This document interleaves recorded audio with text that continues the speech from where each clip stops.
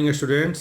आज हम लोग पढ़ेंगे एसएसटी का first chapter our earth in the solar system. Means solar system में हमारा अर्थ कहाँ है। सोलर सिस्टम का मतलब क्या हुआ, तो सन मून और सारे प्लैनेट्स मिलकर क्या बनाते हैं, सोलर सिस्टम बनाते हैं। ठीक है, तो हमारा अर्थ कहाँ है।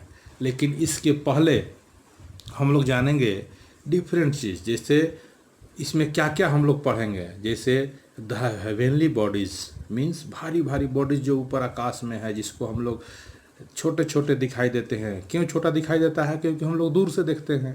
फिर स्टार्स के बारे में, सोलर सिस्टम के बारे में, solar system means family of sun, our planets के बारे में, मैंने अर्थ के बारे में, सैटेलाइट के बारे में, अदर सेलेस्टियल बॉडीज़ मीन्स बहुत सारे जो आकाशीय पिंड होते हैं, जो सेलेस्टियल बॉडीज़ हैं, आकाश में दिखाई देते हैं, उनके बारे में पढ़ना है। ठीक है स्टूडेंट्स, तो चलिए शुरुआत करते हैं। पहला है द हेवनली बॉडीज़। शुरू में वही ना है, हेवनली बॉडीज़। ठीक, तो ये जो हेवनली बॉडीज़ है ये कहाँ होता है, तो अर्थ के ऊपर जो स्पेस में जो भी दिखाई देता है उसको हम लोग कहते हैं सेलेस्टियल बॉडीज़ और यूनिवर्सल बॉडीज़। ठीक है स्टूडेंट्स, देखिए, when we look at the sky it seems to be filled up with many bright objects. Means जब भी हम आकाश की तरफ देखते हैं तो हम लोग क्या देखते हैं कि बहुत सारे ब्राइट ऑब्जेक्ट्स, चमकीला ऑब्जेक्ट्स दिखाई देते हैं। सच एज क्या क्या, planets, star, satellite, galaxy, etc। इसी को हम लोग क्या बोलते हैं, सेलेस्टियल बॉडीज और यूनिवर्सल बॉडीज बोलते हैं। अगर कोई क्वेश्चन पूछता है कि व्हाट इज सेलेस्टियल बॉडीज या what do you mean by celestial bodies या यूनिवर्सल बॉडीज, तो what will be the answer, तो क्या कहेंगे कि there are many countless bodies which are present in the sky are called celestial bodies और universal bodies. For example sun, moon, star, etc। Clear है। अब यहाँ ये क्वेश्चन उठता है कि आखिर सन, मून, स्टार्स और बहुत सारे स्टार्स है सन के अलावे। देयर आर सो मैनी, लाखों करोड़ों स्टार्स है। मीन्स एक सन को हम लोग देख रहे हैं, ये स्टार है। ऐसा ऐसा लाखों करोड़ों सन है जिसको हम लोग देख भी नहीं पाते हैं और समझ भी नहीं पाते हैं। ठीक, तो आखिर इन सब चीज़ों का निर्माण कैसे हुआ, कैसे इवोल्यूशन हुआ, अर्थ कैसे बने, हमारे जो डिफरेंट प्लैनेट्स हैं वो कैसे बने, सन कैसे बना, मून कैसे बना, इसके बारे में कई थ्योरीज दिया गया है। लेकिन सबसे बेहतर थ्योरी है बिग बैंग थ्योरी। इसी बिग बैंग थ्योरी ने सबसे बेहतर एक्सप्लेनेशन किया। इस थ्योरी को किसने दिया था, तो इस थ्योरी को दिया था लेमेंटर ने। एक वैज्ञानिक हैं, इनका नाम लेमेंटर था। उन्होंने ही बिग बैंग थ्योरी दिया। अब इस थ्योरी के अनुसार क्या हुआ, इनका कहना था कि एक बहुत बड़ा गैस का गोला था। देखिए, hot and dense ball of gases. एक बहुत बड़ा, हॉट माने गर्म और डेंस माने बहुत सघन गैस का गोला था। ठीक, जो लगातार जल रहा था। उसमें क्या हुआ, विस्फोट हुआ। अब विस्फोट होकर के कई छोटे छोटे सेलेस्टियल बॉडीज में वह कन्वर्ट हो गया, बदल गया छोटे छोटे बॉडीज में। उसी से सन भी बना, मून भी बना, अर्थ भी बना, और सन जैसा लाखों करोड़ों स्टार्स बने और बहुत सारे प्लैनेट्स बने। ठीक है, लेकिन फिर क्या होगा बाद में, कि फिर अभी क्या है, सब अलग अलग होते जा रहे हैं। अभी भी सबके बीच का डिस्टेंस क्या हो रहा है, बढ़ रहा है। बाद में क्या होगा कि सब एक दूसरे के नज़दीक दिखे। पहले ऐसे था, ऐसे विस्फोट होकर के चारों तरफ छितरा गया ऐसे। अभी भी जिससे विस्फोट हुआ तो ऐसे छितरा गया चारों तरफ ऐसे। ठीक, फिर बाद में क्या होगा कि फिर धीरे धीरे सब एक दूसरे के ऐसे नज़दीक आने लगेगा और फिर एक गोला ऐसे बन जाएगा। ठीक है स्टूडेंट्स, इस थ्योरी में मेन प्रॉब्लम क्या है कि यह ये नहीं बता पाया कि इसके पहले, जिसे विशाल गोला के पहले क्या था, ठीक, और उसके बाद क्या होगा। ठीक है, यही है बिग बैंग थ्योरी। यह क्या बताता है, evolution of our universe. Universe हमारा कैसे बना यह बताता है बिग बैंग थ्योरी। इसको लेमेंटर ने दिया था। अब हम लोग जानेंगे गैलेक्सीज के बारे में। तो सबसे पहला क्वेश्चन कि what do you mean bye Galaxy. Galaxy से आप क्या समझते हैं, The galaxy is a group of millions of stars, planets, gas, dust, etc. held together by the force of gravity. And this is the definition of galaxy. फिर एक बार, Galaxy क्या है, तो Galaxy is a group of millions of star. लाखों करोड़ों stars है, planets है, gas है, डस्ट है, सब हेल्ड टुगेदर मीन्स कैसे सब आपस में जुड़े हुए हैं, by the force of gravity, gravity के फोर्स द्वारा। ग्रेविटी क्या होता है बच्चों, ये होता है कि एक बॉडी दूसरे बॉडी को क्या करता है, अट्रैक्ट करता है, इसी को हम लोग कहते हैं फोर्स ऑफ ग्रेविटी। ठीक है स्टूडेंट्स, अब इस गैलेक्सीज को कैसे हम लोग क्लासीफाई करेंगे, कैसे बांटेंगे। देखिए, they are classified according to their appearance and shape as appearance, है ना, माने किनको कैसे क्लासीफाइड किया गया है, तो ये कैसे दिखने में लगते हैं। जैसे कोई स्पाइरल लगता है, कोई इलिप्टिकल रखता है, किसी का शेप इरेगुलर रहता है, उसी आधार पर इसका हम लोग क्लासिफिकेशन किए हैं, नाम दिए हैं। All galaxies are separated from each other by vast empty space, means कि सारे गैलेक्सी एक दूसरे से बहुत दूर दूर हैं। Each Galaxy consist of millions of stars, माने हर एक गैलेक्सी में लाखों करोड़ों स्टार्स होते हैं।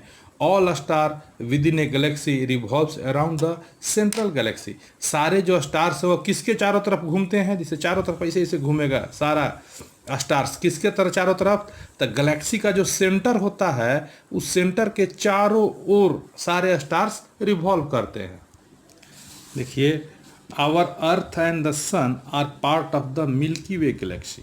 अर्थ और सन किसका पार्ट है, तो जो गैलेक्सी उसका नाम क्या है, मिल्की वे गैलेक्सी। इसी को हम लोग आकाश गंगा भी बोलते हैं। अगर कुछ क्वेश्चन आता है, इंपॉर्टेंट क्वेश्चन है कि what do you mean by Milky Way galaxy, चाहे व्हाट इज आकाश गंगा, तो क्या कहेंगे कि our earth sun moon and other planets the part of the galaxies, that galaxy is known as Milky Way galaxy और आकाश गंगा।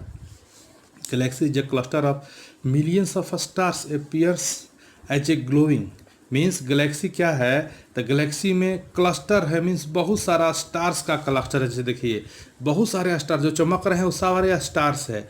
ये Galaxy spiral shape में रहता है, ऐसे ही पूरा यूनिवर्स फैला हुआ है। ठीक है स्टूडेंट्स, अब हमारा जो गैलेक्सी है आकाश गंगा, उसके निकट का दूसरा गैलेक्सी का नाम क्या है, तो Andromeda Galaxy. What is Andromeda galaxy? It is the nearer galaxy to the आकाश गंगा। आकाश गंगा के सबसे नज़दीक का गैलेक्सी कौन है, एंड्रोमेडा गैलेक्सी। ठीक है स्टूडेंट्स, समझ में आ रहा है। ठीक, तो गैलेक्सी में क्या क्या होता है, स्टार्स होते हैं, प्लैनेट्स होते हैं, डस्ट होता है और बहुत सारे आकाशीय पिंड सेलेस्टियल बॉडीज होते हैं। ठीक है स्टूडेंट्स, अब हम लोग देखेंगे स्टार्स के बारे में। स्टार्स, ये सन भी क्या है, एक स्टार है। The stars are the only self luminous bodies, means star में क्या होता है, अपना प्रकाश होता है, खुद ल्यूमिनस मीन्स वह जलते रहते हैं, चमकते रहते हैं। ठीक, दे have their own heat and light, इनके पास अपना हीट और लाइट होता है। क्लियर, अगर क्वेश्चन आता है कि what do mean by stars, तो क्या कहेंगे, stars are the self luminous bodies, they have their own heat and light. ठीक, अब स्टार किससे बने हैं, तो stars are made up of the burning gases. Star में क्या होता है, जलता हुआ गैस रहता है, जलता हुआ आग का गोला होता है, कौन, स्टार्स। ठीक, अब यह स्टार्स का जो लाइट होता है, मान लीजिए कि सन एक स्टार है, उसका लाइट अर्थ तक आने में कितना देर लगता है, तो 8 मिनट्स लगता है। क्लियर, ये स्टार एक्चुअली में वेरी बिग इन साइज, ये साइज में बहुत बड़े होते हैं, but very far away from us, लेकिन हम लोगों से क्या होते हैं, ये बहुत दूर होते हैं।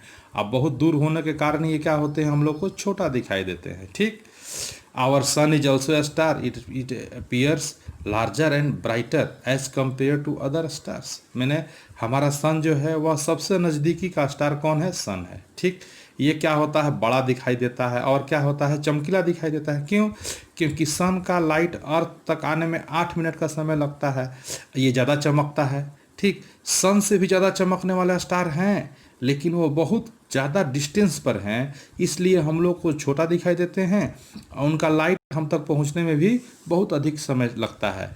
ठीक है, क्लियर है स्टूडेंट्स, स्टार्स के बीच का डिस्टेंस भी क्या होता है, बहुत ज़्यादा होता है। ठीक है, रात में जब भी आकाश में देखते होंगे तो तारे टिमटिमाते रहते हैं, ट्विंकलिंग देखते होंगे। ठीक, देखिए, stars seem to be twinkling, stars twinkling दिखाई देते हैं। क्यों दिखाई देते हैं, क्योंकि जब स्टार से लाइट आता है तो वह एटमॉस्फेयर से होकर गुजरता है। एटमॉस्फेयर में क्या है कि डिफरेंट लेवल में गैसेज हैं, वो क्या करते हैं कि लाइट्स को क्या करते हैं, डिविएट करते हैं अपने पाथ से, मीन्स रे ऑफ लाइट का रिफ्लेक्शन और रिफ्रैक्शन होता है, जिसके कारण स्टार्स क्या होता है, ट्विंकल करते हैं। ट्विंकल मीन्स कि कभी इनका लाइट थोड़ा ज़्यादा दिखाई देगा और कभी थोड़ा कम दिखाई देगा, इसी को ट्विंकलिंग कहते हैं। ठीक, अब स्टार्स के बीच में डिस्टेंस बहुत ज़्यादा होता है, इसलिए स्टार्स के डिस्टेंस को मेजर करने के लिए हम लोग लाइट ईयर्स का उपयोग करते हैं। किलोमीटर मीटर नहीं, डिस्टेंस हम लोग किस में मेजर करते हैं, किलोमीटर में या मीटर में। लेकिन स्टार्स के बीच का डिस्टेंस हम लोग किस में मेजर करेंगे, लाइट ईयर में। ये लाइट ईयर क्या है, तो क्या कहेंगे कि 1 ईयर में लाइट जितना डिस्टेंस कवर करता है उसको हम लोग लाइट ईयर कहते हैं। देखिए, the distance that light travels in a year is called light year. Clear. अब सन का डिस्टेंस अर्थ से कितना है, तो 3 लाख ये 3 लाख किलोमीटर क्या है, तो लाइट का स्पीड है। What is the velocity of light, तो 3 लाख किलोमीटर पर सेकेंड। 3 पर कितना जीरो, 5 जीरो है, तो 3 लाख किलोमीटर पर second. This is the speed of light. Clear. और सन के नज़दीक, सन हमारा क्या स्टार है, सन के नज़दीकी दूसरा स्टार कौन है, प्रैक्सिमा सेंचुरी। ये प्रैक्सिमा सेंचुरी भी स्टार है, ठीक, लेकिन क्या है कि सन से ज़्यादा डिस्टेंस पर है, माने हमसे ज़्यादा डिस्टेंस पर है। लेकिन सन के सबसे नज़दीक का स्टार कौन है, प्रैक्सिमा सेंचुरी। याद रखिएगा, इंपॉर्टेंट है कि सन के नज़दीकी दूसरा स्टार कौन है, प्रैक्सिमा सेंचुरी। प्रैक्सिमा सेंचुरी का लाइट पृथ्वी तक पहुंचने में कितना टाइम लगता है, 4 ईयर्स। क्लियर है स्टूडेंट्स। और सन का लाइट पृथ्वी तक पहुंचने में कितना देर लगता है, 8 मिनट्स। अगले क्लास में हम लोग पढ़ेंगे कॉन्स्टिलेशंस के बारे में। ठीक है स्टूडेंट्स, तो आज के लिए इतना ही, मिलते हैं अगले क्लास में, तब तक के लिए बाय, थैंक यू।